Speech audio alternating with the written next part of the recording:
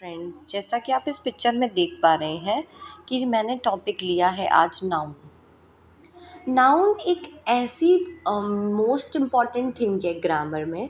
अगर ये हमारा कॉन्सेप्ट क्लियर नहीं होगा तो आगे भी हम कुछ नहीं समझ पाएंगे ग्रामर में। ये सबसे बड़ा बेस है बच्चों के लिए। नाउन सबसे ज़्यादा इम्पॉर्टेंट है हमें समझना, और इसको मैंने दो चीज़ों में समझाया हुआ है। एक तरीका है, बड़ा उसमें लिखा हुआ है मैंने एकदम सारा सा ना, एक ये फॉर्मेट है, एक ये फ़्लो चार्ट फॉर्मेट है।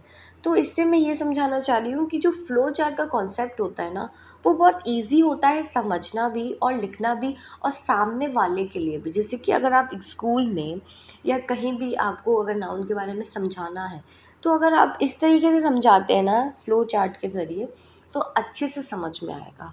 तो आज मैं आपको समझाती हूँ नाउन। नाउन का मैंने इधर लिखा हुआ है नेम ऑफ, और ऊपर लिखा just a name of something और समबडी। तो इससे समझ में आ रहा है किसी चीज़ का नाम, किसी का भी नाम हम बताना चाह रहे हैं तो वो है नाउन। इसे हिंदी में संज्ञा भी कहते हैं। अब वो नाम किन किन लोगों का हो सकता है वो मैं आपको बताती हूँ। लोगों का हो सकता है, राम श्याम कुछ भी, ये नाउन है। उसके बाद things, things non living things भी हो सकती हैं। जैसे कि एप्पल है, एप्पल एक फल का नाम है तो वो भी एक संज्ञा हो गई, किसी का नाम तो है ना, तो इसीलिए वो थिंग्स में आ गई। तो बैग है, टोमेटो है, चेयर है, कंप्यूटर, बहुत सारी चीज़ें हैं। उसके बाद आता है प्लेसेस। अब जगह के नाम, मतलब किसी का भी नाम हो तो जगह का नाम भी है तो वो भी आएगा। जगह के नाम में भी हो सकते हैं विलेज, स्कूल, सिटी, कंट्री। उसके बाद आती है फीलिंग्स। फीलिंग्स भी तो किसी का, फीलिंग्स में भी तो कोई एक नाम होता है ना। जैसे कि एक फीलिंग हमारी इमोशंस भी होते हैं, एक लव भी होता है, एक हेट भी होती है।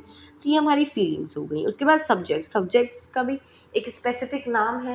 ये तो नहीं कहते कि हम सब्जेक्ट पढ़ रहे हैं, हम कहते हैं इंग्लिश पढ़ रहे हैं। जैसे कि मैं आपको इंग्लिश पढ़ा रही हूँ, हिस्ट्री पढ़ा रही हूँ, या आर्ट्स पढ़ा रही हूँ, या मार्केटिंग, तो वो हो गए नाम। एक्टिविटीज़, एक्टिविटीज़ के भी नाम हैं बहुत सारे, तो वो हो गई डांसिंग, सिंगिंग, ये सारी नाउन्स हैं। उसके बाद कॉन्सेप्ट है या आइडिया है। आइडिया जैसे कि इलेक्शन है, पॉलीगैमी है, नेपोटिज्म है। उसके बाद क्वालिटीज़ आ गई जैसे कि ब्यूटी, ऑनेस्टी, ब्रेव। तो कहने का मतलब ये था कि नाउन जो है वो किसी भी चीज़ का नाम हो सकता है, जो मैंने आपको बताया।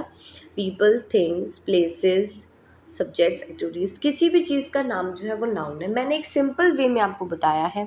कभी आपके एग्ज़ाम में या कहीं कोई पूछे तो आप ये डायग्राम अगर बनाते हैं तो कोई भी टीचर आपके मार्क नहीं रोकेगा, आपको बहुत अच्छे मार्क्स मिलेंगे। क्योंकि फ़्लो चार्ट बनाने से क्या होता है ना, आपका इम्प्रेशन अच्छा पड़ता है। आप कम बातों में अपनी बात को समझा देते हैं।